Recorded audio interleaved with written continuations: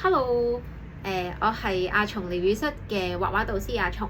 今次嘅影片咧係會講下我嘅教學特色，係啦。咁我嘅教學特色咧，主要就係就住呢一個嘅日本和諧粉彩準導師同埋正子班而去做一個嘅講解咁樣啦，或者做一個嘅分享啦。咁第一樣嘢就係如果大家有睇第一段嘅影片咧，就會知道準導師係要完成18至20幅畫嘅，係啦。咁無論係準導師定係正子班，我都會預備2 set 嘅筆記俾大家啦。咁第一個咧就會係每一幅嘅指定畫作，佢 step by step 究竟嗰個創作嗰個過程係點樣，就會寫清楚俾大家嘅。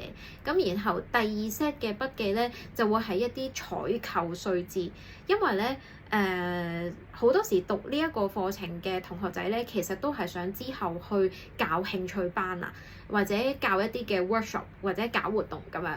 咁所以咧，大家都要知道喺咩地方買物資，或者就係邊一啲物資 CP 值係會高啲咁樣嘅。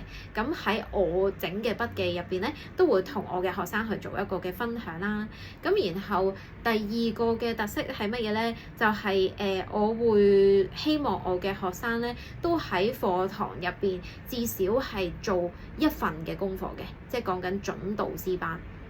因為正子係唔需要做功課嘅，係啦。咁點解會咁樣咧？因為喺我開呢一個嘅準導師呢一個證書課程單咧，我會發現咧當放手俾大家去做功課嘅時候咧，大家係會呆咗咁樣去坐喺度啊！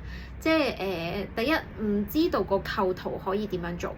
第二樣嘢就係作畫嘅先後次序，有時同學仔咧都有少少迷茫咁樣嘅，係啦。咁所以咧，如果時間許可嘅話咧，我會想我嘅學生咧都會喺課堂入邊完成至少一份嘅功課。咁我就會喺側邊咧就從旁去俾一啲嘅意見 feedback 同埋一啲提醒我嘅學生咁樣，咁令到佢哋可以清晰啲啊。因為課堂嘅時候有時候你整錯咗個 step， 或者就係你畫嘅時候先至發現一個問題，你直接去問翻我嘅話咧，咁你嘅印象會更加深刻嘅咁樣，係啦。咁另外咧仲有咩咧？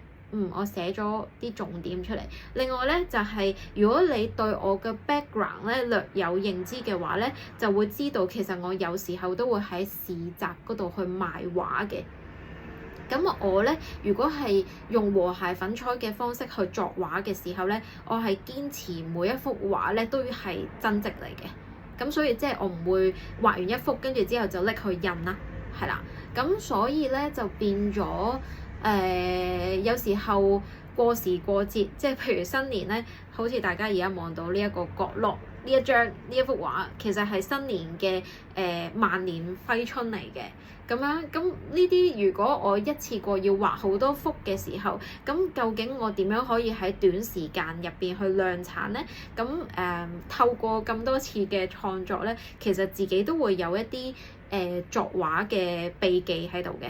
咁我都會喺我嘅課堂咧，去同我嘅學生去做一啲嘅分享，即係你畫可能可愛嘅版本嘅畫，你可以點樣做？然後如果你畫一啲象真啲嘅畫，咁你又可以點樣做？有啲咩技巧係需要注意嘅咧？或者就係會唔會日常生活都會有一啲其他嘅工具係可以即時揾到去代替一啲你未必可以拎到旁身嘅工具咁樣啦。咁就會有一啲冷門少少、特別少少嘅分享咁樣啦。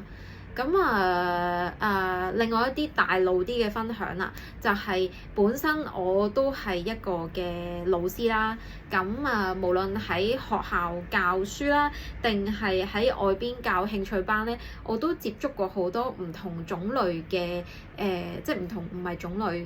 唔同嘅年齡層嘅教學對象，例如就係細個嘅，可能去到2、3歲都有啦，跟住之後去到老人家啦。咁當然如果你講話和諧粉彩嘅話，就初小打上嘅朋友仔會比較適合嘅咁樣。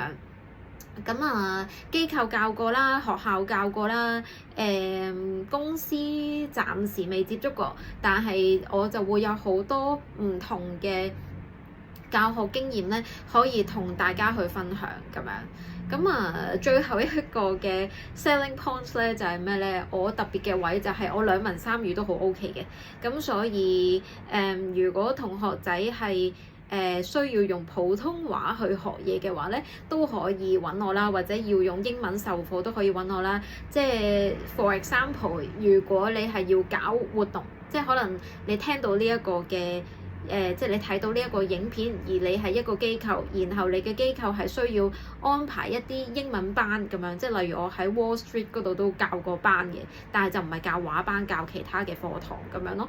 咁所以就都可以邀請我去做一個嘅合作咁樣咯，係啦。咁以上就係阿松嘅教學特色啦。咁如果你想了解更加多嘅話咧，歡迎你去應該係右上角嘅 DM 或者直接 WhatsApp 去問我都可以。咁我哋以後嘅影片再見啦，拜拜。